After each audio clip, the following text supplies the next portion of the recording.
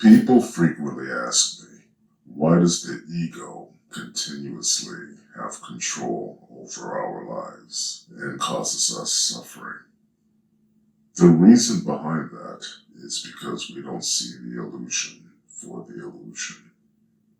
To get caught up in the dream is to lose lucidity, this thought construct that we've created, and that is the first step.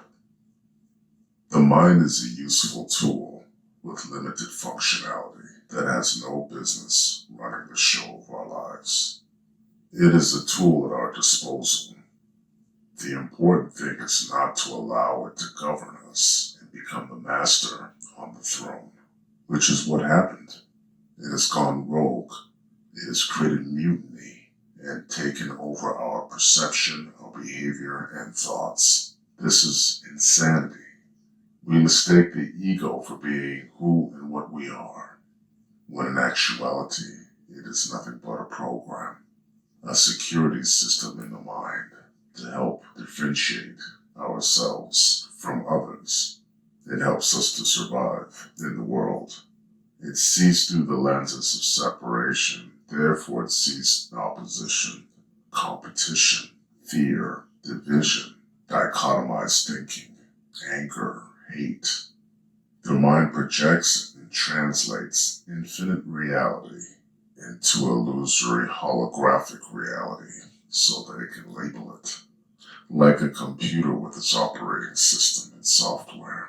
So the conscious mind interprets what we perceive, unaware that the subconscious mind is projecting it. It is projected by the mind and decoded by another aspect of the mind. This is how we get tricked, duped into this virtual reality of the mind. The subconscious projects, and the conscious mind decodes and interprets what is being projected. The ego is an imaginary, fictitious entity that tries to create problems. It just does what it does to maintain relevance. You have to simply witness it for what it is. The more you're identified with the I statements, the stronger the need to feel right, to defend, stand out, to feel entitled, special, greater than or less than others. Only when you start believing in these I thoughts, they will lose its power and stop hurting you. You must be present, knowing who you are and knowing about this game that you've chosen to play. You are either expanding your consciousness or contracting your consciousness. There is no exception to this rule.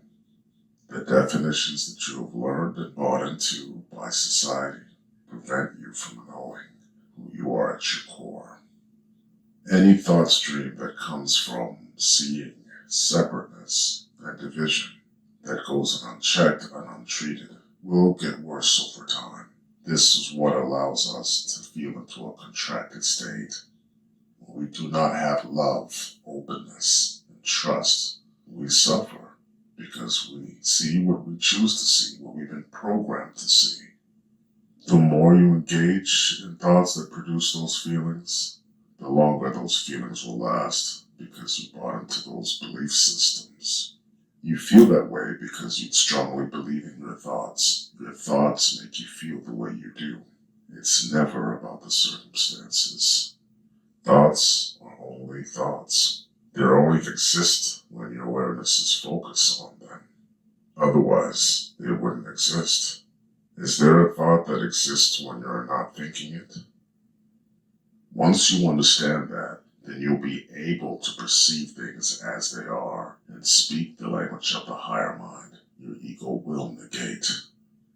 We must expand our consciousness and stop being a power source for the matrix.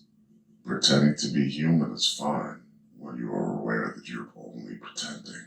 It's only when you are losing the clarity that you are pretending that you begin to suffer. You don't see yourself as the source of all life that operates through the human avatar. See the illusion for the illusion is the first step. Know that everything that happens to you is happening from you, through you. because they're all aspects of the virtual reality game of the mind. You are living inside of your mind, and you are seeing things from the veil of thoughts, which takes you away from seeing the clarity of truth, that you're the silent space from which all life springs. Spiritual awakening is the process of unbecoming what you are not. Sovereignty is your remedy.